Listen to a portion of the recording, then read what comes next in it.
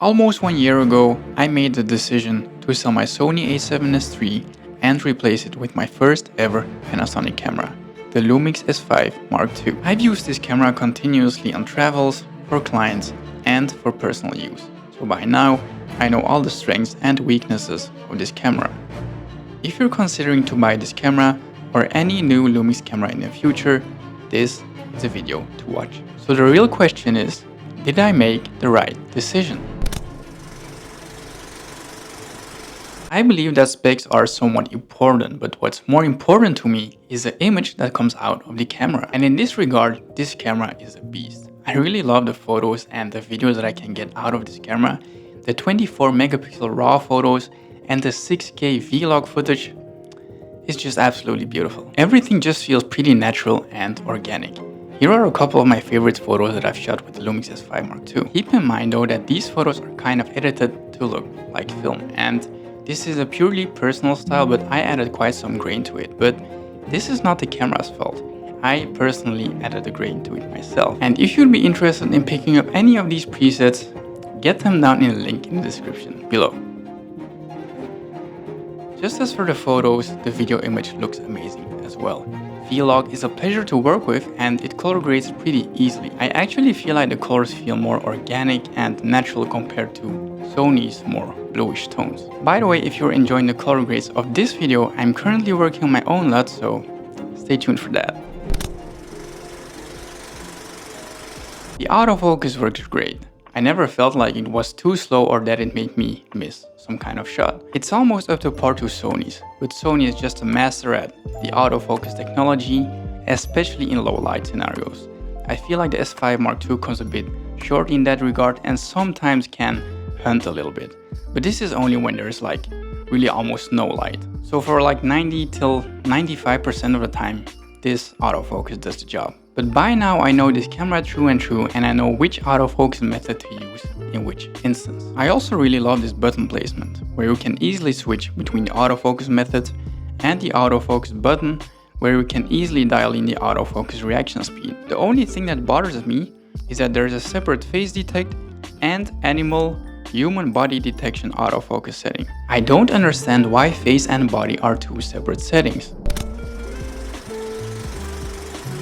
Sony probably has the biggest glass selection out there. I mean, there is so much support from all these different brands: Tokina, Tamron, Sigma, all the native glass from Sony, all the cinema lenses, and the list just goes on and on. And honestly, it's hard to beat that. However, the Lumix S5 Mark II uses the Leica L mount, and there's plenty of glass from Leica, Panasonic, and Sigma for this camera as well. As Panasonic is gaining more market share with the release of the Lumix S5 Mark II, the S5 Mark II X, and an even potential S1H Mark II, I believe that there will be more brands supporting the Leica L mount. So that's great news, even though that's kind of speculation from my part. I've had lots of lenses for this camera already.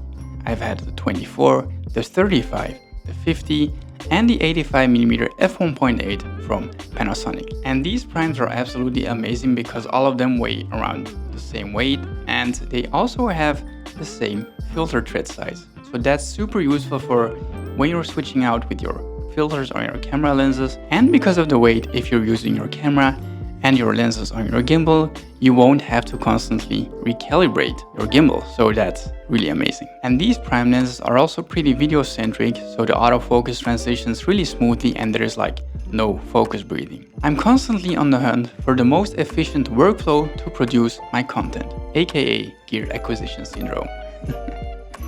And that's actually why I sold all of my primes, and the only lenses that I have right now are the Sigma 16-28 and the 28-70mm f2.8 and the Panasonic Lumix 70-200 f2.8. And I also got the Zero-E T2.9 35mm full frame anamorphic lens. That was a mouthful. These lenses do the job for me every single time. And that's also the reason why I sold these great primes. I do travel quite a lot, and that's why I really enjoy having the versatility of having these zoom lenses. But I don't really feel like I need the extra blurred background, and neither do I need the extra strength in low light. The Zero-E 35mm t2.9 anamorphic Saturn lens is my favorite video lens. The anamorphic field of view it's just something else. Like, this lens has a D-squeeze factor of 1.6. In the height, you have a 35mm field of view, and in the width, you have a 22mm field of view. So that's really cool. ZeroWay also just released a 50 and a 75mm, and I really want to get my hands on them. If you want to see my review on the 35mm t2.9, check out my review over here. I feel like Panasonic put a lot of effort to give us access to the most important settings through buttons on this camera. This camera has a really intuitive menu system that reminds me of Canon. Unlike the crazy menu system of Sony, and even though they're really improving it over the years, Canon had just the best menu system in my opinion of them all. It was clear, it was easy to use, it was easy to find all of your settings, and I feel like Lumix is doing a great job with this as well. It's super intuitive and easy to dial in specific settings on your buttons. You just have to long press them and then you can just select something out of the menu. And the camera app really sucks in my opinion. But that's the case for like almost every camera manufacturer. Camera manufacturers should really take an example from how good DJI is in terms of software. I just got the DJI Osmo Pocket 3 and how quickly this camera connects to the app and how intuitive it is to use with the app is just insane. Holy shit, this is trippy. This is very cool.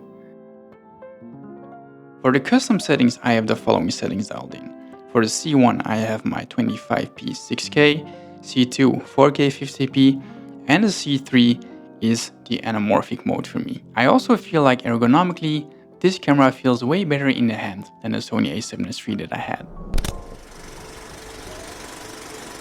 Some other amazing features of this camera: it has an internal fan, it has a dual card slot, it even has anamorphic D-squeeze and anamorphic stabilization. The image stabilization is insane. I absolutely love shooting handheld with this camera. This camera also shoots 6K open gate, which is amazing for people that like to crop vertical content as well. I just love the fact that you can import LUTs into this camera.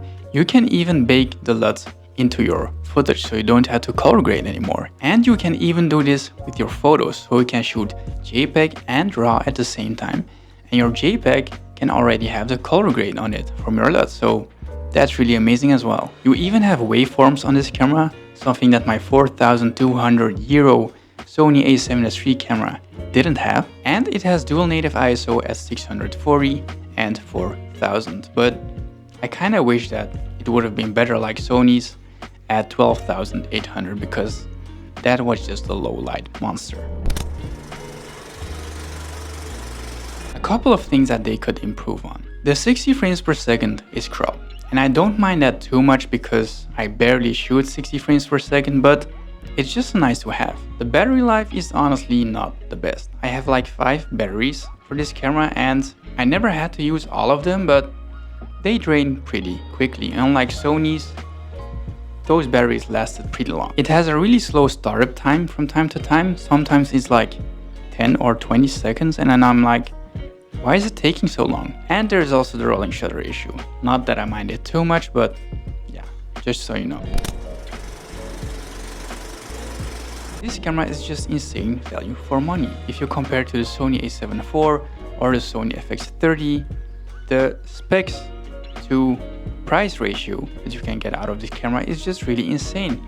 And this camera is like on sale a lot of the times. I think that I saw this camera with a sale that you could get it for like 1,700 euros for a camera with these kind of specs. That's really insane. I hope you realize that. I believe that this is almost a perfect hybrid camera. If they fix these like little things that I've just mentioned, take my money, then this is the camera for the foreseeable future. I mean, this camera is it already for me. I don't really need any other specs than these. But when they're going to release the S1H Mark II, that camera is truly going to be a beast, and that's going to be Panasonic's step in the door in the market again. And I think that quite some people are going to switch to this camera. Mark my words. Anyway, honestly, if you're thinking about your first full frame camera or you just want to save some bucks and get a really good value for money camera, you can't go wrong with this camera. And I think that Panasonic is also a great company to invest in, because I think that they truly care about their customers. They actually listen to us, unlike Sony, for example. It took so long for the Sony a7S III to get certain updates that the FX3 got. And that for a flagship camera, I mean, I was so pissed off because of that. And that was one of the main reasons why I switched to Panasonic. And Panasonic is constantly pushing the boundaries in like updating their camera software to improve the autofocus and other things. So they're really not gatekeeping specific features for the more expensive cameras. And I really like that. Let me know in the comments down below what you think about Panasonic and the Lumix S5 Mark II, and if you're considering on switching to this camera. Thanks for watching this video, and if you want to see more example footage of this camera, watch one of my 2 travel videos over here.